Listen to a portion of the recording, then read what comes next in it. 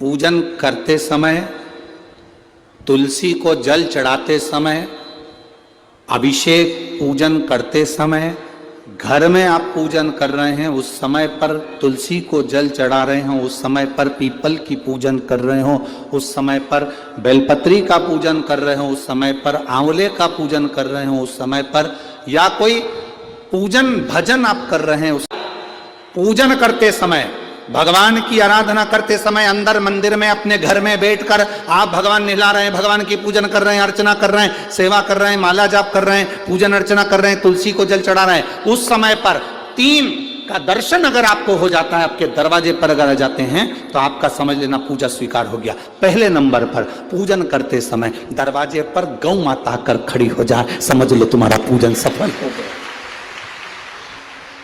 आप पूजन कर रहे हैं अंदर से, गाय रंभा रही है, आप पूजन कर रहे हैं अंदर से, गौ माता गौमूत्र कर रही है, आप पूजन कर रहे हैं अंदर से, गौ माता गोबर कर रही है, आप पूजन कर रहे हैं अंदर से, और गाय दरवाजे पर आकर खड़ी हो गई। तुम्हारी अर्चना में, तुम्हारी आराधना में, तुम्हारी साधना में गौ माता तुम्हारे सामने आकर खड़ी हो जाए। पूजन के समय पर अचानक आकर तुम्हारे द्वार पर, तुम तुलसी को जल चढ़ा रहे हो, तुम्हारे दरवाजे पर आ जाए। और मेरा विश्वास कहता है, यहाँ जितनी मेरी जीजियां बैठी हैं, यहाँ जितने मेरे जीजा बैठे हैं, ये मेरा विश्वास कहता है आपके साथ कभी ना कभी ये जरूर हुआ होगा, पूजन के समय पर गौ माता का दर्शन होता ही, ये मेरा विश्वास कहता है।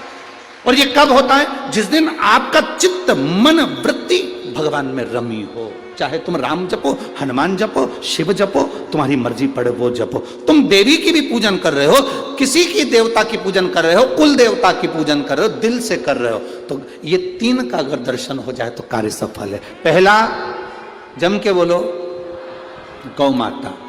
दूसरे नंबर पर हमारे यहाँ हम पूजन में लगे हुए हैं, आराधना में लगे हुए हैं, भगवान की अविरल भक्ति में लगे हुए हैं, भगवान की पूजन, आराधना और भक्ति में हम तल्लीन हैं।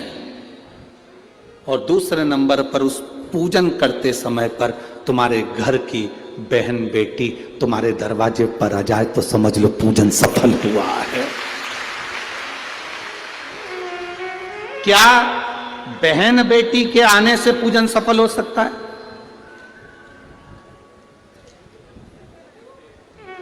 कहां लिखा हुआ है महाराज जी? आप इतनी बड़ी बड़ी बातें कहते हो। पूछने वाले पूछ सकते हैं, कहने वाले कह सकते हैं, आपने कैसे कह दिया कि बहन बेटी के आने से सफल हो जाता करे? तो आप उठाओ, हिमालय राज का बेटा बाणासुर से दोस्ती कर लेता,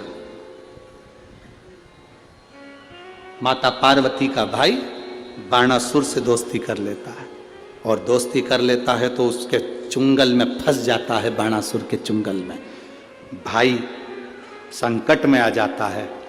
आज हिमालय राज और मैनावती दोनों बैठकर भगवान की आराधना कर रहे थे, इतने में पार्वती का आगमन हो जाता है। पार्वती ने आते से ही देखा, पिताजी आप आराधना कर रहे हो, पूजन कर रहे हो, किस लिए, क्यों? मैनावती ने कहा तेरा भाई संकट में घिरा हुआ है। पार्वती ने कहा क्यों चिंता करते हो, क्यों चिंता करते हो? पिताजी मैं आई हूं ना, चिंता मिटा दूंगी, चिंता मिटा दूंगी, आप चिंता ना करें। क्या हुआ? बाणासुर तेरे भाई को कष्ट दे रहा,